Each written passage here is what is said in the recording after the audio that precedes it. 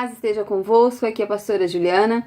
Estamos trabalhando a apostila Aconselhamento e Orientação Familiar. E hoje vamos ver o capítulo 3, que fala sobre aconselhamento financeiro. Então chegamos à parte mais crítica do aconselhamento familiar. É onde estão as maiores dificuldades das famílias hoje.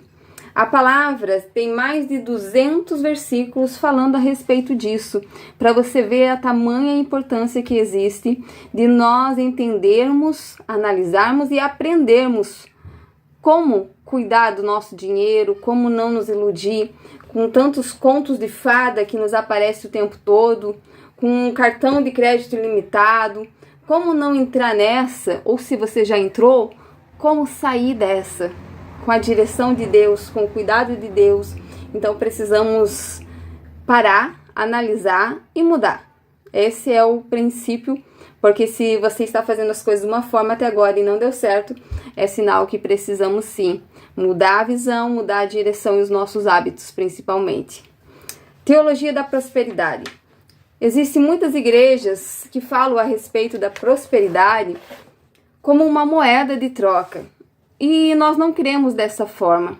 Nós cremos que o nosso dízimo, as nossas ofertas, elas precisam ser dadas de uma forma voluntária, por amor e por gratidão. A consequência da bênção que corre atrás de nós, sim, ela existe, ela vem. Mas esse não deve ser a motivação da nossa entrega, porque Deus conhece o nosso coração e dessa forma Deus não recebe. Então que a gente possa entender o conjunto de tudo isso que a gente vive em Deus e entender qual é o princípio para eu ser um dizimista, para eu ser um ofertante e para que a minha vida possa ir bem. Precisa haver uma lei do contentamento, porque todos nós podemos passar por dias ruins, todos nós podemos cair em ciladas e a gente precisa entender que não funciona da seguinte forma: se eu estou bem, eu tenho Deus, se eu perdi um emprego, eu não tenho mais. Não funciona assim. Em todas as circunstâncias, em todas as áreas da nossa vida, nós somos mais do que vencedores. E é sobre isso que a gente crê. For ver a respeito de prosperidade, qual é o significado da palavra prosperidade? Ali no latim, refere-se à quantidade ou estado de prosperidade, que por sua vez significa ditoso, feliz, venturoso, bem-sucedido, afortunado. Esse é o significado de felicidade. Vocês perceberam que não tem nada a ver com dinheiro, mas tem a ver com felicidade, tem a ver com contentamento, tem a ver com você ser grato, você saber ser fiel no pouco, ser feliz no pouco, e sobre muito Deus coloca você. Então que você aprenda isso. Aprenda a se alegrar com Deus. Se a prosperidade fosse sinônimo de eu ter Deus ou não, Jesus não teria nascido numa manjedoura. Guarda isso no teu coração e saiba que Deus tem conserto para a tua vida, porque vai além do você estar devendo ou não, significa qualidade de vida. Então ter um bom nome, não dever para ninguém, tem a ver com o nosso testemunho, tem a ver com uma qualidade, tem a ver com uma vida que Deus tem para nós vivermos. Por isso, Deus se importa sim com isso, mas é necessário que você mude algumas formas de enxergar as coisas e de fazê-las. Precisamos entender que nós somos servo ou somos senhores. Nenhum servo pode servir dois senhores, porque ou há de odiar um e amar ao outro, ou se há de chegar a um e desprezar ao outro.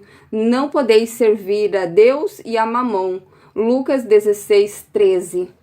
Mamon seria um deus daquela época, referente ao dinheiro. A diferença entre o nosso Deus e o Deus Mamon é que o Deus Mamon você precisa ser servo do dinheiro. Você serve o dinheiro. Você faz tudo o que você faz movido pelo dinheiro. E nosso Deus, ele espera que nós venhamos a dominar sobre o dinheiro. Nós ser o senhor do dinheiro. Quando o dinheiro vem à nossa mão, é nós que vamos dar a direção para ele na devida proporção. Que o amor ao dinheiro é a raiz de todos os maus. Não é o dinheiro, mas é o amor a ele. O dinheiro tem seu lugar sim, é necessário sim, mas desde que você tenha o comando sobre ele. que você saiba se controlar, que você saiba o teu limite, que você saiba, tenha as tuas contas marcadas, que você saiba exatamente aonde você está gastando. Isso é o controle do dinheiro. E quando você serve o Deus Mamon, você é controlado pelo dinheiro. Tudo que você faz é para obter o dinheiro e o poder que vem através dele. Então precisamos sim fazer essa reflexão. A que Senhor nós temos servido? Precisamos ser mordomos fiéis a Deus. Mordomo é aquele que serve, é aquele que cuida. Pensa você que nem tua casa, nem teus filhos, nem o teu dinheiro, nem o teu carro, nem os teus diplomas, nada que é seu de verdade. É tudo emprestado por um período de tempo. Então, durante esse tempo, você vai estar cuidando de tudo isso até o momento ou que o Jesus voltar ou que a nossa senha for chamada e chegar o momento de nós partir. Ninguém vai levar nada. Mas sim, vamos prestar contas a Deus com relação àquilo que Ele nos deu. Sabemos que na cultura de hoje, cada vez mais é comum você ter muitas dívidas. Às vezes até o mercado você faz para pagar dali 60 e mais dias até. Né? Você vai numa van da vida 10 vezes. Né? Um cartão de crédito aí cada vez se estendendo mais o limite. Porém, junto com tudo isso, né, nas linhas pequenas, está o juro que você está pagando. Então você está pagando muito mais por isso. Então é necessário que venhamos primeiro a saber qual é a nossa realidade. Qual é o nosso gasto de fato com cada coisa e onde estão os nossos gastos invisíveis. Aquele que você não conhece, aquele que você não vê. Sobre esses precisamos dar maior atenção. Como nos livrarmos da dívida? Procura apresentar-se a Deus aprovado, como obreiro que não tem do que se envergonhar, que maneja bem a palavra da verdade. A dívida acaba trazendo vergonha, né? Porque ela vai mexer no teu testemunho, como eu já havia falado antes. Por isso precisamos sim buscar nos livrar da dívida. O que é dívida?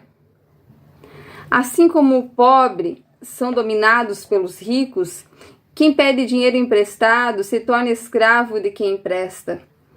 É aquilo que eu já havia falado antes a respeito de servo. Quando pegamos um dinheiro emprestado, a palavra nos diz que é como se fôssemos escravos, né? Ficamos presos àquele que nos emprestou. E não é essa a vontade de Deus sobre a nossa vida. A vontade de Deus é que a gente seja cabeça e não cauda. Então precisamos pedir sim a Deus estratégia para que você consiga se livrar dessa dívida, primeiro sabendo exatamente o que ela significa na tua vida espiritual. Tem pessoas que devem e às vezes não querem pagar. E essa dívida é um atraso na tua vida. Você precisa entender muito sobre isso. Que é necessário sim voltarmos atrás, acertarmos as nossas contas, falar com as pessoas que a gente deve, tentar negociar da melhor forma possível, mas não deixar para baixo do tapete. Porque esse para baixo do tapete é a legalidade que Satanás tem para trabalhar na tua vida hoje. Talvez aconteceu há um bom tempo atrás, mas você precisa sim consertar essa situação, negociando, vendo de que forma você consegue fazer, porque aí sim o Senhor pode trabalhar para abrir portas e para fazer aquilo que Ele tem para fazer na tua vida. Às vezes estamos pedindo para Deus algo do qual não é justo.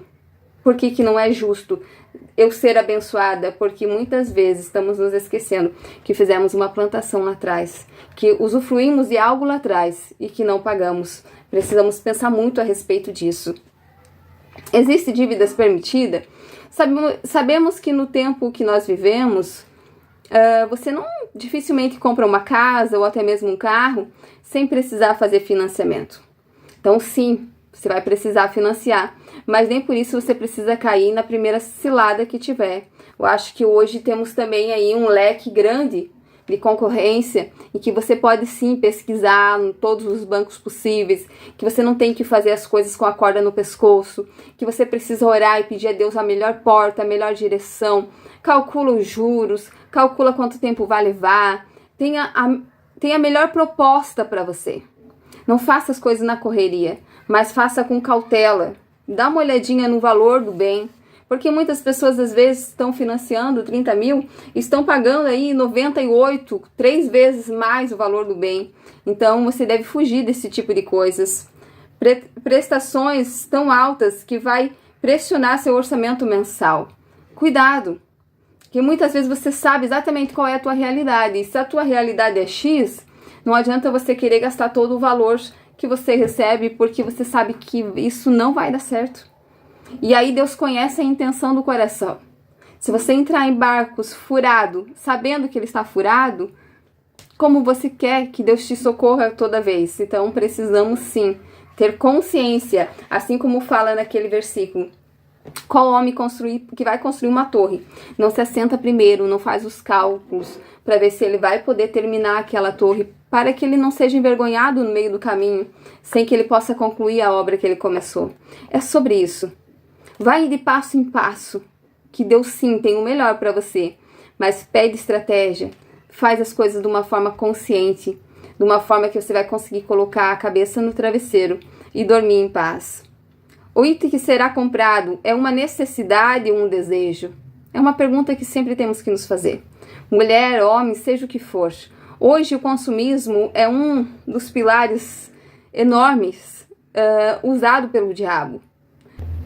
Você está vivendo dentro do padrão de vida que o Senhor te concedeu para hoje? Sim, é possível sair das dívidas. Não só sair das dívidas, mas como viver algo novo, ter uma virada de chave. Eu acredito que Deus não multiplica aquilo que você não tem. Deus sempre vai multiplicar aquilo que você tem. Deus não precisava dos 2 pães e dos 5 peixes. Ele poderia fazer a multiplicação surgir do nada, os pães e os peixes surgir do nada. Mas ele pergunta, o que vocês têm aí? São 2 pães e 5 peixes. Através disso que Jesus faz a multiplicação. Então entenda isso. Se você não tem dinheiro nenhum sobrando, se você gasta mais do que você ganha, como Deus pode multiplicar sobre a tua vida? Então que você comece a mudar isso, né? Que você comece a pegar o teu salário e uma parte dele, antes de pensar nos gastos, né? Você possa separar como uma reserva, né? O primeiro sempre vai ser o dízimo, que não é um pagar o dízimo, é um devolver o dízimo. Mas o segundo deveria ser sim uma reserva de emergência, algo que você vai precisar talvez mais para frente. Mas um dos primeiros passos é orar. Ore. Pede a Deus sabedoria. Somente o Espírito Santo pode realmente te ajudar, te direcionar, mas existem coisas que acontecem na nossa vida para que venhamos a aprender. Estabeleça um orçamento, coloca no papel, senta com a tua esposa, senta com o teu esposo, coloca os sonhos, a meta maior que vocês têm. Sacrifica hoje algumas coisas aqui que não são tão importantes para que vocês alcancem algo que é prioridade para a vida de vocês. Então estabeleça isso. Qual é o orçamento que eu tenho? O que eu posso economizar? Qual gasto eu posso cortar? Aliste tudo o que vocês possuem. Liste suas dívidas. Coloca lá todas as suas dívidas.